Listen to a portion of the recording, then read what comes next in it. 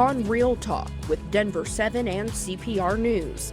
The state is trying to help those with previous pot convictions get back on their feet. I wanted to do it really for my kids to bring new opportunities. But applicants are finding snags in the system. We've seen a lot of these established businesses just refuse to partner with us. This week, we have a real talk about social equity programs across our state. We hear from those enrolled in the programs, the challenges they still face, and what can be done to improve equity moving forward. Welcome to Real Talk with Denver7 and CPR News. I'm Denver7's Micah Smith. And I'm Colorado Public Radio's Nathan Heffel. Each week in a partnership with Denver7 and CPR, we'll have a real talk about issues impacting underrepresented people across Colorado. And this week, we're having a real talk about social equity marijuana programs. These efforts are meant to reverse the effects of cannabis criminalization that have disproportionately impacted communities of color for decades. But for those who are enrolled in these new programs, that equity can still be hard to come by. We've got a lot of repeat customers on that medical side. Michael Diaz Rivera knows Denver like the back of his hand. Not only was he born and raised in the metro, he spends his days navigating it. I wanted to do it really for my kids to bring new opportunities. Diaz Rivera opened his cannabis delivery business, Better Days Delivery, about 2 years ago. He learned that he had a unique opportunity to start that business because he qualified under a social equity program. I got a felony for weed possession at the age of 19, just being a homeless teen trying to survive. So Diaz Rivera quit his teaching job and hit the road, partnering with 2 dispensaries and delivering cannabis to customers. He's learned that even though he's in business now, barriers still exist. We've seen a lot of these established businesses just refuse to partner with us. And that's just not helpful for those of us that are already marginalized, and we put our all into this, and they're just waiting for us to fail so that they can come in and do their own thing when we're trying to collaborate. Denver has its own social equity program, and the state was trying to expand its program, but that failed this legislative session. State Rep Niketta Ricks was a prime sponsor of the bill. 3 years ago, in fact, Colorado has taken $2.4 billion in revenues from marijuana, and not much has been given to social equity here in Colorado. So it seems like the timing is never right, and we have to make an opportunity for these social equity businesses so that they can succeed and be able to grow wealth for their families. Just raising that up, that the opportunity is there, but the opportunity is never ready to go, that there is definitely more that needs to be done, and just the fact that the collaboration that is needed sometimes just isn't there. It's very frustrating. Yeah. And we want to welcome somebody who knows about these frustrations. We want to welcome Dwayne Benjamin to this Real Talk now. Dwayne owns Tetra Lounge, which was the first approved social equity license for public consumption. So thank you so much for joining us, Dwayne. Appreciate you guys for having me. Now, to start things off, this is a lot more than just smoking weed indoors. This is a process. So tell us about how you got enrolled in the social equity program. Initially, I started my company before the social equity program existed. I started Tetra Lounge in late 2017 as a private consumption lounge, which was not one of a kind business back then, because there have been other consumption lounges in the past that were not valuable to the industry. So for me, social equity was introduced to me as an established business already, or private business already. But when I joined the work groups and things for social equity, it definitely has a lot of potential, and I believe it still has a lot of potential to help the industry and help people that were impacted by the war on drugs, and just neighborhoods alone that have been changed by the legalization of cannabis. Say the East Side, all these places where dispensaries were housed but not owned by anyone from that direct community. So I think there's still a lot of opportunity and a lot of growth potential with social equity and the partnerships with established businesses, and just changing the cannabis industry as a whole, because the cannabis industry as a whole is in turmoil right now. So I think establishing great partnerships and create fundamental values within social equity in the existing industry is essential to growth for everyone. So it sounds like you're on the ground floor of this. So what are some of the challenges being kind of in the beginning steps of this, having to essentially pave the way yourself? For me, it was definitely a unique situation because I was operational. It was just more learning for me because running a business is an ongoing educational process. And when I opened my business, it was definitely in not one of the best buildings in Denver, but who knew when I opened that we would get this far and being able to change the industry and the community the way we have. So working with the city and Denver and the building department, I've learned a lot about what the requirements are to build these in a safe and enjoyable way going forward. Just through those things. And I know some of those requirements included upgrading the ventilation system. You've put a lot of work into that. Now that you're toward the end of that process, what is the status of you reopening your business? We're close. We'll be opening initially as an outdoor smoking facility and working our way towards getting the required ventilation system for the indoor consumption before the end of this year. So to get operational, we remodeled our patio area, got all the things up to code and permitted to kind of go in that direction initially. Since it is summertime, it won't affect our business as much as it would if it was in the middle of winter. So we're looking forward to making that transition and keep working to provide and build a business that has a longevity, not just for social equity, but for the industry as a whole. So have there been pitfalls that you've discovered that maybe others can kind of sidestep as you move into this process? I think for me being one of the first and dealing with the requirements from top to bottom, from, consumer acquisition, business partnerships, how your business is going to run, how's your business going to generate revenue is going to be the most important part of business as always. But having, set guidelines now. But for me, there was no set guidelines. It was a work in progress and work in process with the city to make sure we're putting something on paper that's going to be transferable to the next and future applicants. So I think, We only have about a minute left, but you mentioned that you feel the state of the cannabis industry as a whole is in turmoil. Why is that? I think there's a lot of different factors. The oversaturation of the market, for sure. And, the price drop. People got so used to cannabis being this odd commodity and willing to pay the prices that were put in front of them for a long time. But now cannabis has been normalized over the last year. People are like, oh, I can get cannabis just as easy as I can get liquor or anything at this point. And I think there's a lot of different ways that can transition the industry back. Sales limits are one of the big things because to have cannabis regulated like alcohol, it would require it to have no sales limits. You can go into a liquor store and buy a gallon of liquor, but we have so much oversaturation of product trickling through these little holes of, distribution. So it's making everything slow down at a very accelerated rate. All right. Well, Dwayne Benjamin, owner of Tetra Lounge, thank you so much for joining us for this Real Talk. Thank you guys for having me. The state is trying to make the marijuana industry more equitable, but there are still big challenges to tackle. We dig into the licensing process and why it's hard for some who want into the industry to get their previous convictions expunged. This is Real Talk with Denver7 and CPR News.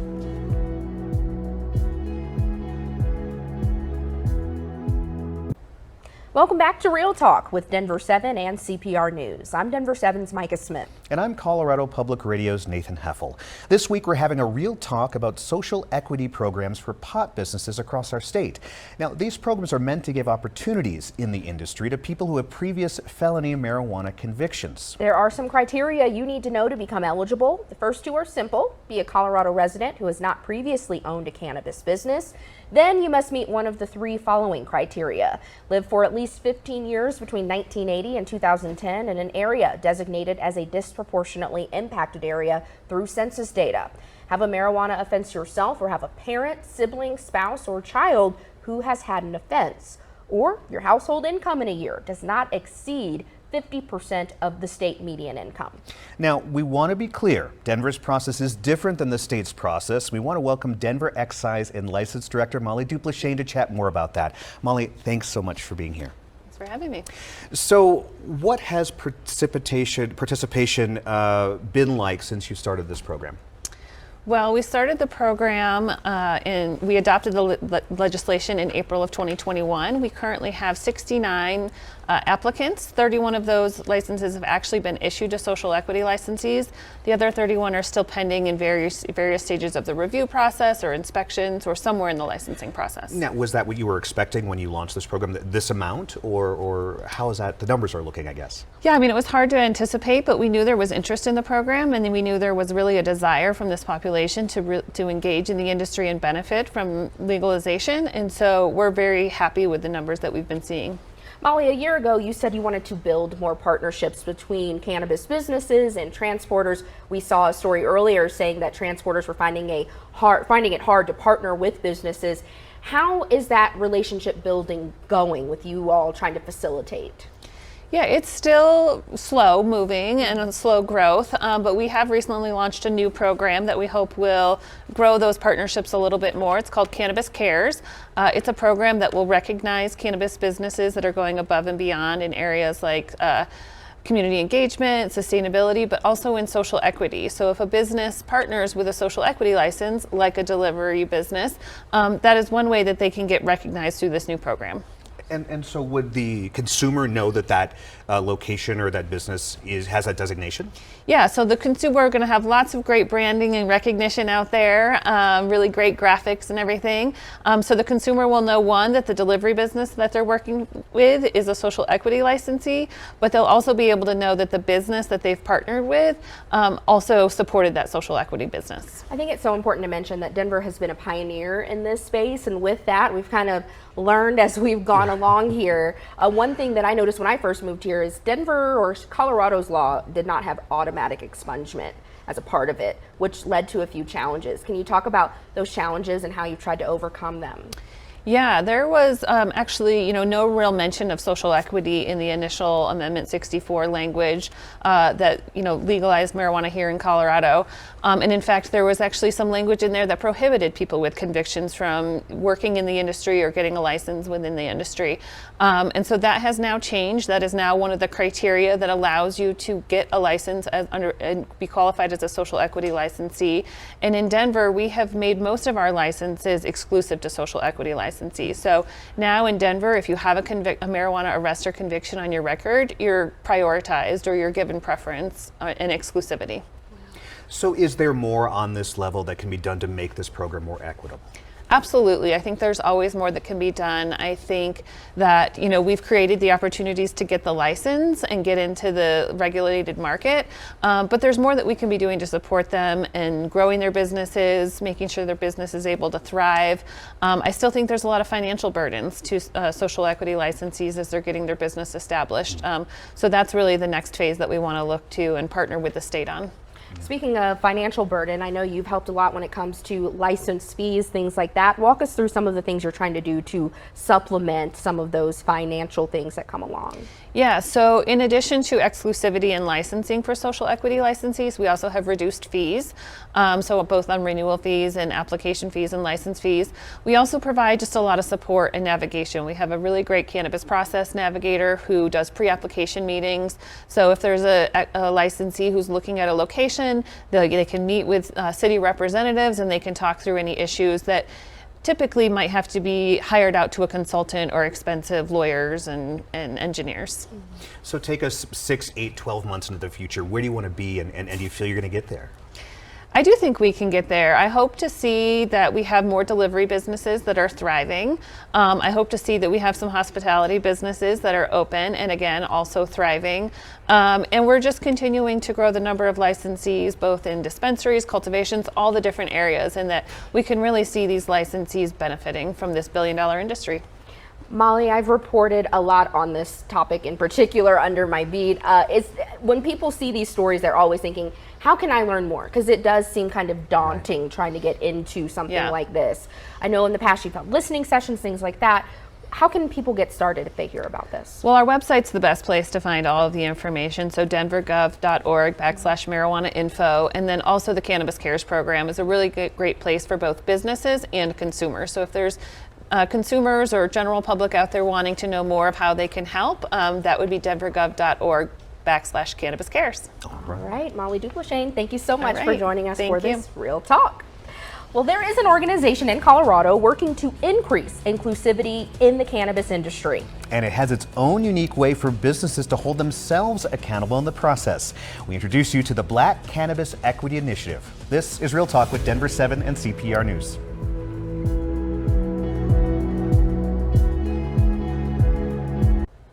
This is Real Talk with Denver7 and CPR News. I'm Nathan Heffel. And I'm Micah Smith. This week we're having a real talk about Colorado's social equity cannabis program. So far we've heard from people enrolled in the program and about issues with making these businesses profitable. We want to turn this Real Talk over to how the marijuana industry could celebrate inclusivity more in the future. So let's welcome John Bailey to this Real Talk now. John is the founder of the Black Cannabis Equity Initiative. John, thanks so much for being here.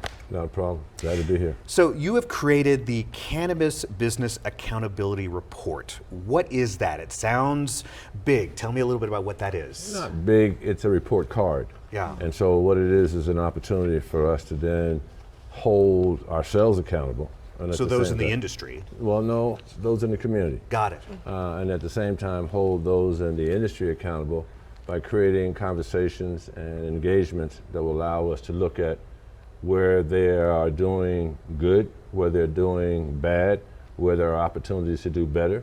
And so in looking at that, we've looked at everything from C-suite to ownership to boardmanship to contributions to nonprofits to media buys with Black press. To making sure your staff is involved in the community. So there are a number of ways that we can be held and each other accountable by doing the right thing. And so I think that what this is a tool in the tool belt as we move up and down the whole, I would say the journey, up and down the journey for social equity, but more importantly, accountability in the industry. Yeah. We're seeing more cities and states launch these social equity programs to try to plug in some of the holes when it comes to the industry. Are you seeing any shortfalls when it comes to these programs? I don't want to use the word shortfall. What I want to do is say that there are attempts to be better and to do better. There are going to be issues. Being a former coach, you fall down 7, you get up 8. And so what you're going to do is find opportunities to make sure that as you get up, you learn from each successive get up. And so when you find yourself in that 8 position, then what have you learned?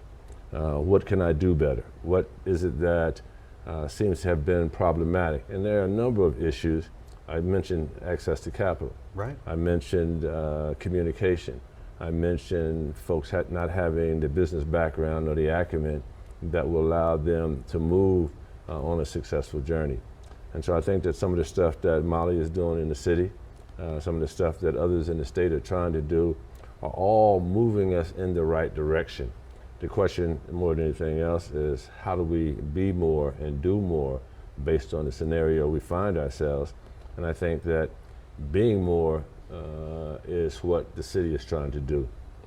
Do more is what the state needs to do by making more dollars available to impact social equity licensees and applicants, because if the industry is being impacted by shortfalls, then they can't be expected, and taxes, they can't be expected then to come up with much more without losing profits themselves. So is it nimbleness for the industry? How do you do this monumental task of moving forward without having a little bit of that? You got to swing left, or you got to move right when you think you're on the right path. Do you understand what I'm saying? Yeah. Well, there's going to be folks who don't know each other who are talking about sharing resources or demanding that those resources will create a contentious environment. And in business, you don't want to share what That's you got, right? That's right. Yeah. Because they work very hard to get there. So then, if you don't want to create a contentious environment, what do you have to do? You have to bring all the stakeholders in the room to talk about the real issues and concerns that are confronting the industry. And then, what is the potential for support? What is the potential for partnerships? What is the potential for engagement? And to really understand this, when you look at social equity, there's a philosophical as well as a practical journey that one needs to take. And the first step you need to do is to be able to look at past indiscretions, past abuses, because if you don't look at that, you really can't go any further. So, but if you look at that, then you can talk about, okay, then what's next? And what's next is partnerships, capacity building, relationships. And then thirdly is sustainability, being able to do this over the long haul. And I think those steps are where we have some problems, but a lot of it has to do with the fact that we don't have, even though the industry in Colorado has some seniority amongst other states, we still are dealing with young folks who have no background in affirmative action or doing the right things. And so there's going to be some mistakes made. But I think having someone like myself, without blowing my own horn, in the environment allows folks to have a go-to guy, someone who has some experiences and expertise and is qualified to comment and engage. And so I think that by having that around, that helps the industry because I'm a trusted voice. Yeah. That helps the city because I'm a trusted voice. Right. And it helps the social equity licensees and applicants because I'm a trusted voice and I look like them in many cases.